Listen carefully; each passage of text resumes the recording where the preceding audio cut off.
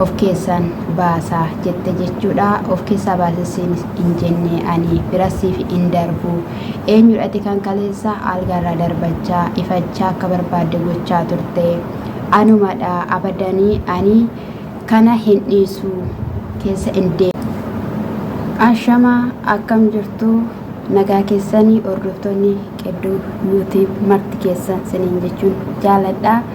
Tole akkami armee kiyyatu dhadhaa karaa lakkoofsa poostanaaf ergee dibadhee akkana ba'e jechuudha. Akka ittiin namatti tolu sinitti hin danda'u siniin jechuun jaaladha.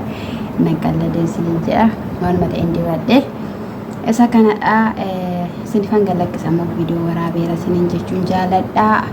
Inni biraa jechuudha jartiin haajii mucaa garaatti baadhee hidhamuu hin barbaadu. Sababiin isaayyuu nyaanni hin jiru. Namni hojjetee namatti fiduu qaba. Ani garaattan baadha waanan ta'eef mucaan koo achitti dhalachuu hin qabdu. Affanamteetu miidhamtii rakkina guddaatu irra gahaa poolis xaabiyaa keessatti yookiin immoo mana hidhaa keessatti. Kanaafiyyuu waan tokkoon caaltuu gaafadha jettee dubbattee turte jechuudha. Isas caaltuu yeroo hojiidhaa dhuftutti maalidha innatamaa gochaa jirtu adaraa ilmoo keetii waan si gaafadha waan si gaafadhu kana tole naaf jedhiitii naaf himi. Ilmoon koo kuni yeroo ishiin mana hidhaa keessatti dhalattu maal sitti fakkaata? Ati ilmoo qabda miti? Ilmoo keen jaalatta miti? Akka ilmoo keetitti ilmoo koo ilaali. Kanaafiyyuu dura daheenanii hidhamuu barbaada. Daheen goddanyaa kootti kenneenanii yookiin immoo hiriyoota kootti kenneenanii. Kanaaf narraa kaasii yookiin abbaattis kenna jennaani abbaan kee yookiin immoo abbaan mucayyoo waan kana guddisuu hin qabu. Inni ofiisaatiifiyyuu nama harkaadha kan inni funaanee jiraachaa jiru jennaani. Haa ta'uyyuu malee maalis haa ta'u maal mucaa kan keeyyuu jiraachisaa jira miti kinooyi daayiparis aannas maalmayyuu itti godheetu yennaan birreessi harkaa fuudheeti dhanni kan mucaa jiraachisaa jiru mucaa shikootiidha. Kanaafiyyuu achumatti dahuu irraa kanaaf kenni yoo ta'uu baate immoo of keessan basaa jetee jechuudha. Of keessaa baasisiin hin jenne ani birasiif hin darbu. Eenyudhati kan kaleessa algaarraa darbachaa ifachaa akka barbaadde gochaa turte anumadha abadanii ani kana hin dhiisu keessa hin deebi'u. Akka barbaadde ta'uu dandeessa. Ani baas garuu siin jechuu hin danda'u. Kanaafiyyuu hin beeku hani jennaan ani kinoo isaan sii qabee sii fidee mucaan kee ajji harkaa jirti malee an harka hin jirtu siin jedheera. Atis waan beektudhaa fi beekaa akkana gootee waan sirriitti taasisaa ture sana ilaalteetidha yayyaaddeetidha malee mucaan akkana bira hin jirre ni beektaa. Osoon amina yaadeera ta'ee kukkutee mummureenanii sii fiduu nan danda'a ture. Garuu immoo kanaa afaaniin an dubbadhe malee harkaan hin hojjanneenaan ishiinii caaltuun jechuudha. Amma dubbattee dubbiin kee kuni amma gooteen qixxeedha xumurte hojjatte jedhenanii itti yaada'anii. Kanaafiyyuu hojjatteetta wanti sitti hafe hin jiru. Isa biraas immoo yeroo nan hojiidhaa dhufe yeruma kamiyyuu oduudhaan teessee na heeddaa waan biraa osoo hin taane oduunaa qopheessitee na heeddaa bakka itti arrafadhu hin qabu bakka itti arra galfadhu hin qabu jetteen jechuudha. Maal gochuun qabareedha. Ani garuu mucaa kana garaatti baadhee hidhamuu hin barbaadu. Hidhaa seenuu hin barbaadu. Rakkoo guddaatu jira.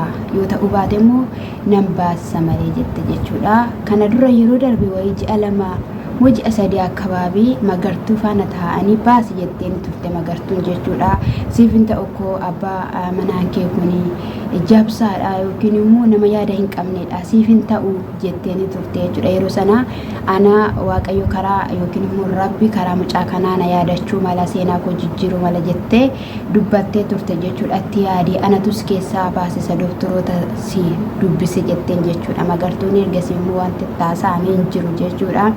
Amma garuu ishiin egaa akka jettetti ji'a 4-5 hin ga'uure bahuu danda'a.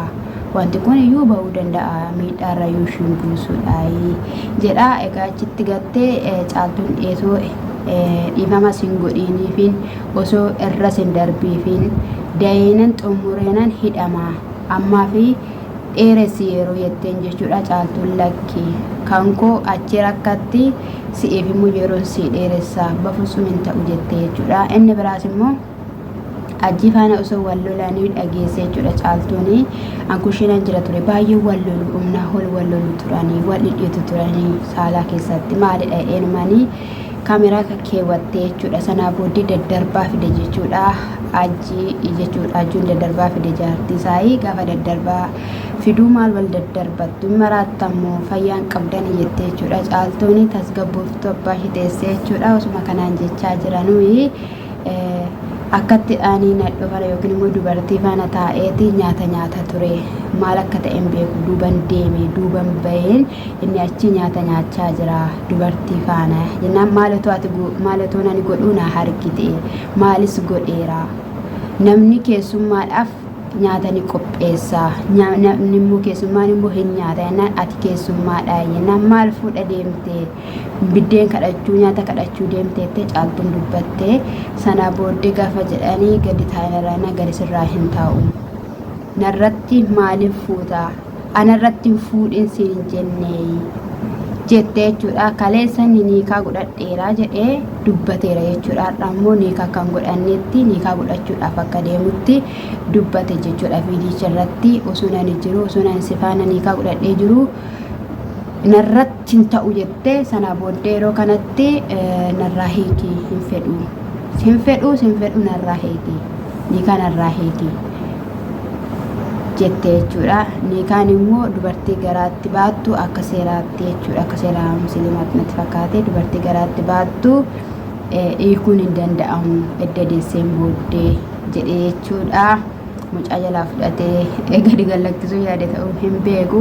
Nan barbaadin siin jedheera lafa nani deemu na wajjin hin deemin siin jedheera ati garuu na dhagahuu diddeetta. Kanaaf iyyuu erga xiiqiin dhuftee edda lafa nani seenu malee diddeetta ta'e torbee kana keessa tokko osoo hin taane lama wal bukkee qabeenani niikaa godhadhee gurra shiiwwan qabee mana kanatti ol fidaadhe. Gurra shii lachan shiiyyuu gurra qabee mana kanatti ol fida. Maal fidda yeroo sana jennaan ati dhiiradha.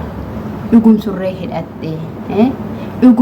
hidhattee jechuudha. Naa ani gaa'ee anatu sitti uwwisa. Qamisii koo kana immoo situ baasee uffata osoo hin taane anatu sitti uwwisa jettee en jechuudha. Naa dhugaa dubbachuudhaaf achitti garuu Caaltuun egaa garaa kutatteetti barteettis waan ta'eef akka inni hin taaneef inni waan kan baratedha. Inni bafusumayyuu hin dhiisu.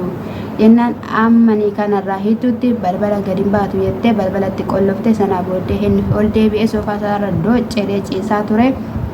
Osuma kanaan jiru gidduutti balbala saaqatee ba'e jechuudha. Ennaa kanadha akkasidha kinoo yoo ta'e sanaa jechuun kanadha. Bakka fuudhi bakka dubartoonni biyya sana shamarran biyya sanas heerumaa isiniin jechuun jaalladha. Heerumaa wal fuudhaa heerumaa kana sidii jechuun jaalladhaa dhugaa dubbachuudhaa fi namas gaddisiisa. Homaa gochuunis immoo hin danda'amu jechuudha. Waa'ee jaartii ajjii kanarratti maalidha waanuma ofii keetii gootetu sirra ga'ee balleessaa keessa bartu maalis jettu si'iyyuu sin amantu. Osumayyuu Caaltuun dhiifamayyuu sii gooteetti iyyuu ta'eera ta'e ati hin amanamtu. Sababiin isaayyuu dhiifamni naa ta'eera waan hundumayyuu narraa kaasteetti jettee boruun deebistee nama kanaan rakkina keessa galchuu dandeessa. Akkuma kaleessa reebaa turte, akkuma kaleessa ergachaa turte, akkuma kaleessa qaxaqqaxaa turte, akkuma kaleessa waan baay'ee gochaa turte.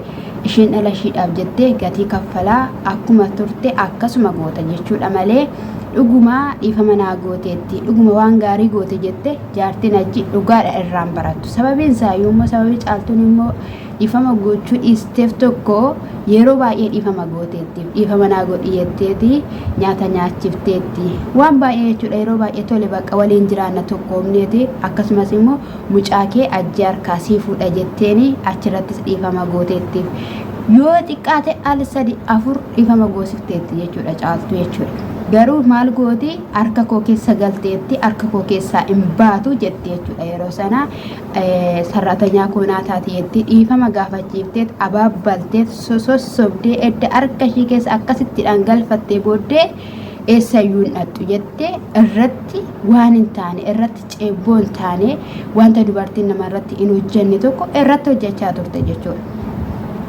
Obsi yoo baay'ate immoo obsi guddaan immoo baay'ee rakkisaadha. Obsi guddaan gaafa xiiqii keessa si seensise osoo jechuudha mormi namaallee fuuldura keetti citeerallee ta'e of duuban deebitu jechuudha. Maaliif obsiteettaa dandeesseettaa baatteetta waan ta'eef humna keetii ol gaafa ta'e hin futtaafatta jechuudha. Kanadha isiniin jechuun jaaladhaa isa kanadhaa naa jabaadhaa. Ayyaanni waaqayyoo isinii dhafaa baay'atu. Qiddoo YouTube kana immoo subscribe like keessan ana baay'ee na fayyada. Lammiiwwan baay'ee na fayyada isiniin jechuun jaaladhaa. Like naaf godhaa isiniin jechuun jaaladhaa. Iddoo jirtan lafa jirtanitti ayyaanni waaqayyoo isinii dhafaa baay'atu. Eebbifamaa warra na jabeessaa jirtan guddaan sin jaaladha, guddaan sin kabaja. Barri jireenya keessanii haa eebbifamu isiniin jecha.